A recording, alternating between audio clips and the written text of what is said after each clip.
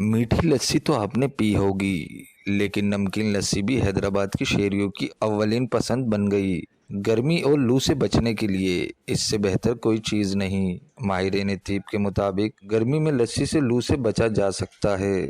दीगर मशरूबात की तरह नमकीन लस्सी भी हैदराबाद की शहरियों के लिए किसी नेमत से कम नहीं। ये नमकीन लस्सी कम कीमत के साथ बेहद मुफीद है। ये हम गर्मी के सीज़न में लगाते हैं और फ़ायदा इसका ये है कि ये मैदे को ठंडक पहुंच जाती है, जिस्म ठंडा करता है और पीलिया के लिए भी ठीक होता है और लोग शौक से पीते हैं। दूर दूर से लोग आते हैं यहाँ पे लस्सी पीने के लिए। ये बेहतरीन चीज़ है और मेरा तो सबको यही कहना है कि हर बंदे को पीनी चाहिए, गर्मी में ख़ास तौर पे।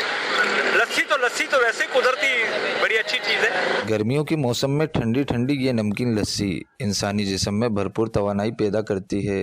कैमरामैन दानिश अली के साथ हसन रज़ा कुरैशी, वॉच न्यूज़, हैदराबाद।